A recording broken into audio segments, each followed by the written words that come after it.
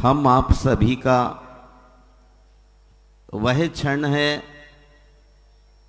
जिस क्षण में जिन धर्म की प्रभावना के लिए प्राणपण से कर्म करने के लिए अविरल प्रयत्नशील हैं, उद्यम सम्यक दर्शन की ओर है, ज्ञान सम्यक ज्ञान हुआ है और चरण चारित्र की ओर है।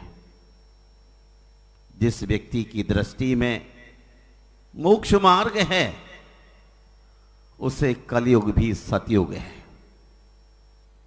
काल का प्रभाव उस पर कतई नहीं हो सकता, काल का प्रभाव उसी पर होता है जिस व्यक्ति के शुभ कर्म का उदय नहीं होता। आप सभी पुण्य आत्माएं सौभाग्यशाली जीवों के लिए ऐसे वातावरण में जहां पूरी धरती पर हिंसा के बादल मंडरा रहे हों, वहां पर भी सच्चे देव गुरु शास्त्र के प्रति अनुराग, प्रशस्त उपयोग जिन शासन की प्रभावना की सूचना दे रही है। पंच कल्याणक प्रतिष्ठा महोत्सव का ये प्रथम दिवस संकट हरण पार्श्वनाथ भगवान के दर से घट यात्रा के रूप में चलकर सभी सौभाग्यशाली श्रावक श्राविकाएं, इंद्र परिवार, जिनेन्द्र भक्त, विद्वद्गण, श्रेष्ठी, तमाम लोगों ने अपने उत्साह को इस कदर दिखाने की कोशिश की है जैसे सचमुच महावीर का शासन चल रहा है और हम उसमें एक बिंदु हैं, लेकिन हम बिंदु होके भी समुद्र की तह पर उर्मियां के साथ उछल रहे हैं। महानुभाव 18,500 वर्ष और हमें जिन धर्म लेकर चलना है और जिन धर्म की पताका फहराने वाले श्रावक श्रेष्ठी यहां उपस्थित हैं, श्राविकाएं यहां मौजूद हैं और रथ को लेके चलने वाले भी युवा यहां रथ लेके चल रहे हैं। कहते हैं दो तरुण बैल महावीर के रथ को खींच रहे हैं। सचमुच ही शरीर में जब तक जान होती है तभी तक आवाज होती है, पैर चलते हैं। शिथिल होने के बाद तो व्यक्ति की आत्मा भीतर ही भीतर रुंध जाती है, अवसाद महसूस करती है। इसलिए हमें चाहिए जब तक शरीर में ताकत है जिन धर्म की प्रभावना के लिए प्रयत्न कर लेना चाहिए। शरीर थकने के बाद लाख कोशिश भी आप करें तो धन और दौलत के साथ आप जिन धर्म की प्रभावना के लिए नहीं, अपने फैक्ट्री उद्योग के लिए भी आप निष्कर्म हो जाएंगे। आचार्य पूज्यपाद स्वामी फरमाते हैं जब तक कंठ कुंठित ना हो तब तक जिनेंद्र का गुणगान कर लो, और जब तक पैरों में ताकत है, उत्साह है, तब तक तीर्थों की यात्रा कर लीजिए। और जब तक ये हाथ समर्थ हैं, जिन शासन को चलाने वाले दिगंबर यतियों के लिए आहार दे करके अपने सौभाग्य की सराहना कर लेना। शरीर तो बहुत बार मिला, रूप तो बहुत बार मिला, लेकिन प्रभु के चरणों में एक कदम नहीं पहुंच पाए। ये वाणी जिनेंद्र की स्तुति करने में हमेशा छोटी रही। और ये मन संसार में मचलता रहा। कुंद कुंद आचार्य कहते हैं काम भोग बंद की कथाओं में इस जीव को अनंत काल व्यतीत हो गया। ये कथाएं काम की श्रुति हैं, अनुभव में आई हैं, पर एकत्व भक्त की ओर कदम नहीं बढ़ पाए। आज पाषाण से परमात्मा बनाने की प्रक्रिया का अर्थ है, शुरुआत हो रही है। सभी जीवों को जागृत होने की आवश्यकता है। यदि हम वर्तमान में जागते हैं तो हमारा भविष्य बहुत ही मंगलमय होगा। जिसका वर्तमान अच्छा है उसका भविष्य भी बहुत अच्छा होता है ना। भविष्य की चिंता वही करता है जो आलसी होता है, और जो वर्तमान में पुरुषार्थ करता है, सम्यक की सीढ़ियां चढ़ता है, अपनी विपरीत मान्यताओं को सम्यक में परिणत करता है और सही सोपान पर चढ़ पड़ता है। वो चारित्रवान व्यक्ति निश्चित ही अपने संसार को छोटा करने में सफल हो जाता है। धर्मस्थ बंधुओं, देवियों, अब बहुत ही पंच कल्याणक प्रतिष्ठा में मनोयोग का साथ दीजिए और अपने अपने मोबाइल को विराम दीजिए। एक छोटे से चाकर का भृत्य का फोन आ गया तो आप पतंगे की तरह कुर्बानी देने के लिए तत्पर हो जाते। कहीं परमात्मा की वहां से तरंगें चलती हैं, उनका साक्षात करने के लिए हमको तैयार होने की आवश्यकता है। बड़ी संख्या में आप संकटहरण पार्श्वनाथ भगवान के दर से घट यात्रा में सम्मिलित हुए। प्रतिष्ठे मूर्तियों को लेके चले और पूज्य जिन बिंबों को लेकर भी चले, घोड़े पर चले, बग्गी पर चले, ना जाने कितने उत्साह में चले। और यही उत्साह इस बात की सूचना करता है कि आपका छोटा सा अब जीवन शेष रह गया है। आप मोक्ष की सीढ़ियां छूने की कोशिश में। पर एक छोटी सी घटना से वाकिफ कराता हूं आपको। एक राज दरबार था। आधी रात उसमें आग लग गई। आंख वाले महल से बाहर निकल गए और जिनकी आंख नहीं थी और द्वार छूते छूते छूते सोच रहे कि मैं किस द्वार से बाहर निकलूं, और पहुंच के वहां द्वार को धक्का मारते हैं। द्वार और भी टाइट हो जाता है, द्वार खुलता नहीं, आगे निकल जाते हैं। दूसरे द्वार पर देखते हैं, तीसरे द्वार पर देखते हैं, तब तक आग की लपटें और बढ़ जाती हैं और वो आदमी चूक जाता है। महानुभाव, द्वार बाहर की ओर नहीं खिलता, द्वार भीतर की ओर खुलता है। द्वार बाहर की ओर नहीं, द्वार भीतर की ओर खुलता है। आप बाहर खोलने की कोशिश करते हैं, बाहर भागने की विदेश में कोशिश करते हैं कि धन मिलेगा, दौलत मिलेगी।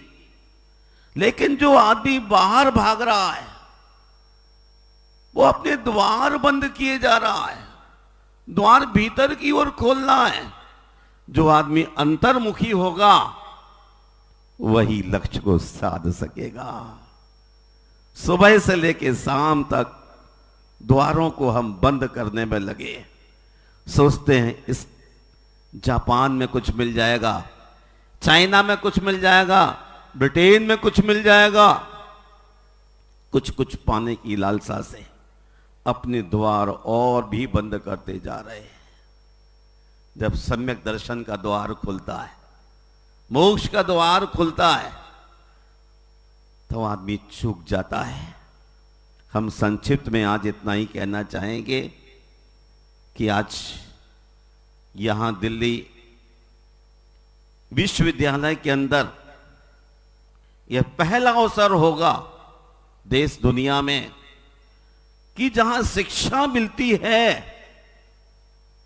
एक अच्छे इंसान बनने की, वहां आज परमात्मा बनने का संदेश मिलने वाला है। जीविकोपार्जन करने के लिए आदमी शिक्षा लेता है, लेकिन अंदर के कपाट खोलने के लिए, वापसी लेने के लिए ये पंच कल्याणक प्रतिष्ठा का संदेश देश के लिए जाना है। इसीलिए आपको पूरी शालीनता का, विनम्रता का और विराटता का परिचय देना है। विद्वद्गण अलग अलग राज्यों से इस प्रक्रिया को आकार देने के लिए कटिबद्ध हो रहे हैं। हर आदमी को अपनी सीमाओं और मर्यादाओं में रहते हुए अपने दिल की मलिनताओं का विसर्जन करते हुए उज्जवलता का परिचय देना है। स्वयं सेवक बनकर हमें अपने आप को जानना है, भीतर की ओर आना है। इसलिए दूसरे को अब सभागार में नहीं देखना है। किसको देखना है? अपने आप को। नहीं तो भवन में आग लगी, जिसकी आंख थी वह निकल गया, जिसकी आंख नहीं वह तबाह हो गया। संसार बहुत विराट है, हमें अपने जीवन का कल्याण करना है। जो जीवन में कल्याण कर जाएगा वो संसार से बाहर निकल जाएगा। धर्म स्नेह बंधुओं, मैं विराम लेता हूं और चाहता हूं आज प्रथम दिवस भगवान पार्श्वनाथ के गर्भ कल्याण की प्रक्रियाओं को बहुत नजदीकी से देखें, जाने और समझने का प्रयास करना। कभी किसी मां के गर्भ में कोई शिशु आए और वो तीर्थंकर बने तो उस क्षणों की अनुभूति करने के लिए आपको आज से ये अभिनय शुरू हो रहा है। प्यारी माताओं, गर्भ में आने वाले शिशु के लिए ये अभिनय मान लीजिए, रिहर्सल मान लीजिए। यदि आज जागरूक है, सूर्य किस दिशा से निकलता है? पूरब से निकलता है, न दक्षिण न पश्चिम न उत्तर। ऐसे ही तीर्थंकर को जन्म देने वाली वह कोई विशेष माँ होती है। उन माताओं में अपना रजिस्ट्रेशन करा लीजिए, अनुशासन का ध्यान रखिए, वरना धरती पर लोग आते हैं और चले जाते हैं। कौन कितना ज्ञानी है शब्दों का, वो भी चला जाता है। कौन कितना कम ज्ञानी है, वो भी चला जाता है। जाता क्या है? जो हमारा अच्छा भाव है वही हमारे साथ जाएगा और हमारे जीवन का भला करेगा। मैं आज की नेक्स्ट क्रियाओं के लिए एमआई प्रतिष्ठाचार्य श्री हसमुख जी को उपलब्ध कराता हूं कि आगे की क्रियाएं बहुत ही शालीनता के साथ, अनुशासन के साथ अपने परम पूज्य गुरुदेव आचार्य विद्यासागर महाराज का स्मरण करते हुए हम उन तमाम क्रियाओं को आगे बढ़ाएंगे। क्योंकि कुंद कुंद के बाद अगर कोई महापुरुष ने जन्म लिया है तो वो है आचार्य भगवान विद्यासागर महाराज। हमें अपने गौरव की सराहना करना चाहिए। प्यारे भाइयों, यदि हम अपने ऊर्जस्व को, तेजस्व को, व्यक्तित्व को याद करेंगे तो हमारे वृद्धि, तेजस, ऊर्जस और प्रतिभा जैसी छतरी के नीचे रहेंगे, वैसे संस्कार होंगे। हम एक ऐसी छतरी के नीचे हैं जो छतरी है वीतराग विद्यासागर महाराज की। हम उसी छतरी के नीचे रहते हुए गौरवशाली होने का प्रयास करेंगे। बहुत ही अच्छी भावना के साथ आप सबके लिए मंगल का आशीर्वाद देता हूं। ओम शांति। इस धरा पर दिल्ली की नाभि पर बहुत सुंदर कृत्रिम मंदिर, सर्वांग संपूर्ण मंदिर तैयार हुआ है और उस मंदिर के प्रस्तोता परम पूज्य श्री है। हम यहां उस मंदिर की प्रतिष्ठा करने आए हैं, ये दुनिया जानती है, लेकिन यह हकीकत नहीं है। हकीकत कुछ और है। राजा श्रेणिक भगवान महावीर के समूह शरण में पहुंचकर निवेदन करने लगा कि प्रभु, मैंने आज बहुत अच्छा काम किया है। तो महावीर ने कहा कि राजा श्रेणिक कौन सा काम करके आए हैं? उन्होंने कहा, भगवान, भेषे को मारने वाले काल संवर को मैंने अंधकूप में डाल दिया है, उसे बहुत बड़ी सजा दी है और उसका आशीर्वाद लेने आया। प्रभु महावीर ने कहा, राजन, तुमने अच्छा नहीं किया। श्रेणिक चौंक गया कि भगवान, मैंने किसी आतताई को, पशुओं की हत्या करने वालों को बंदी बना करके कूप में डाला है। मैंने राजाज्ञा का अनुसरण किया है, मैंने सजा दी है। आप कहते हैं अच्छा नहीं किया है? बोले नहीं। तो आदेश करो। महावीर प्रभु ने कहा, जाओ एक बार देख करके आओ। काल संवर चला, राजा श्रेणिक चला, अंधकूप में प्रकाश का सहारा देकर के देखने लगा। काल संवर कुएं में गीली मिट्टी के भेसे बना करके उसे लकड़ी से काट रहा था। राजा श्रेणिक को समझ में आ गई कि मेरा प्रभु क्या चाहता था। मेरा महावीर प्रभु चाहता था कि दंड के पहले व्यक्ति को संस्कारवान बनाओ। यदि संस्कार उसमें न आए तो केवल आज्ञा और दंड काम नहीं करेंगे, इसलिए उन्हें संस्कारित करो। हिंसा को मोचित कर अहिंसा के संस्कार स्थापित करो। अचारित्र को त्याग कर चारित्र के संस्कार स्थापित करो। और वहीं से भगवान वीर प्रभु ने जो उपदेश किया है, आज इस समूह शरण की सभा में अपन करने जा रहे हैं कि मूर्तियों पर, प्रतिष्ठे पर प्रभुत्वता की स्थापना के संस्कार तो कर रहे हैं, लेकिन ये मानव जो इस धरती पर बेडोल घूम रहा है, उसे मार्ग नहीं दिख रहा है। कहां अच्छाइयां हैं, क्या है क्या उपादेय है, इस ज्ञान से बहुत दूर है। उसे पुनः संस्कारित करने का काम इस पंच कल्याणक संस्कार समारोह में किया जा रहा है। आप सब इंद्र बने हैं। यहां जो विधियां होगी, उस विधि में पूज्य श्री के उपदेश के अनुसार आप सबको सम्मिलित रहना है। ये एक पाठशाला है। इस दिल्ली यूनिवर्सिटी को वाइस चांसलर चलाते हैं, जिन्हें अपन कुलपति कहते हैं, लेकिन इस यूनिवर्सिटी में आज कुलाधिपति विराजमान हैं, उपाध्याय श्री गुप्त सागर महाराज, जो खुद को तो संस्कारित कर चुके हैं, लेकिन सारे जगत के जीवों को संस्कारवान बनने का संकल्प करने के लिए वे तैयार हुए हैं। तो आइए आगे के कार्यक्रम प्रारंभ करेंगे। महानुभाव,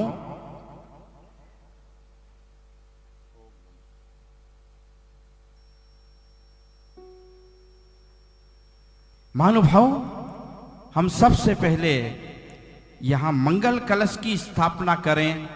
उससे पहले उन चरणों को पखारें जिन चरणों ने इस धरती को और जैन शासन को बहुत कुछ देने का संकल्प किया है और उसकी पूर्ति हो रही है।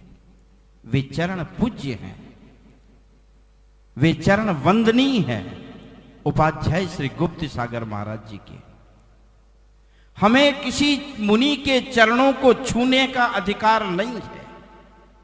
किसी भी गृहस्थ को किसी भी मुनि के चरणों को छूने का अधिकार नहीं होता है।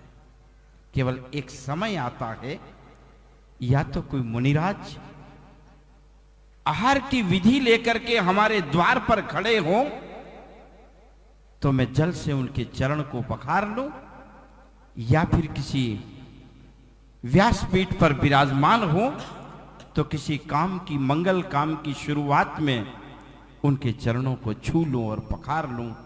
आज ये वो अवसर आया है। आप में से कोई बड़भागी